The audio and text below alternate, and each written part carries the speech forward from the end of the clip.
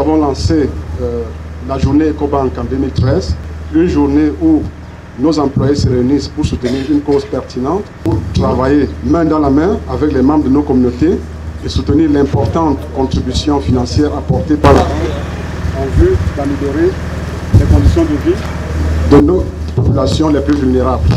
Donc, nous sommes aujourd'hui à la 5e édition de la journée.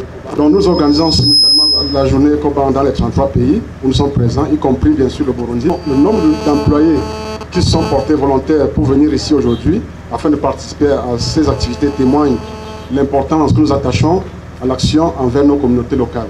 EcoBank est une banque panafricaine dirigée par des Africains et pour des Africains. Cela implique certaines responsabilités que nous prenons très au sérieux.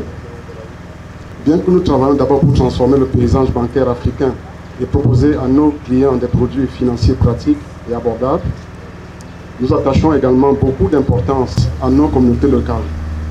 Donc cette année, la journée EcoBank a pour thème de l'eau potable pour une vie saine. Selon l'UNICEF, sur les 2,1 milliards de personnes n'ayant pas accès à l'eau potable dans le monde, près de la moitié vit en Afrique subsaharienne. Donc il s'agit donc d'un problème très réel et préoccupant auquel notre continent est confronté. Ce problème a des répercussions non seulement sur la santé, mais aussi sur l'éducation et les opportunités économiques, perpétuant un cycle de pauvreté dont il peut paraître désespérant de sortir. En outre, cette situation n'affecte pas uniquement les plus défavorisés. L'aggravation de la pollution en Afrique n'ayant pas épargné les sources d'eau potable, c'est-à-dire les systèmes de distribution d'eau municipaux, les puits, les lacs, les rivières, celles-ci sont plus ou moins contaminées.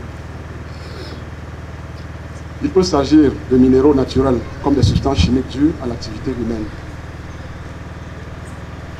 Bien que cette contamination n'ait souvent pas atteint le niveau où elle provoque des problèmes de santé immédiats, il a été démontré que l'exposition à long terme peut causer des problèmes de santé graves, notamment les maladies de foie. Même les produits chimiques utilisés couramment pour traiter l'eau distribuée dans la ville, comme le chlore et le fluorure, sont toxiques et sont connus pour avoir des effets négatifs sur la santé.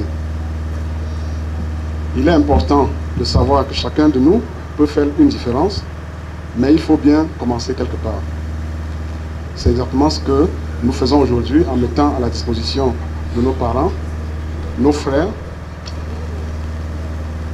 et sœurs de la zone de Buterere, que vous êtes, les 4 distributeurs d'eau que nous vous présentons ce jour. J'ai l'espoir qu'ainsi nous résoudrons quelques-uns des principaux problèmes auxquels vous êtes confrontés depuis longtemps.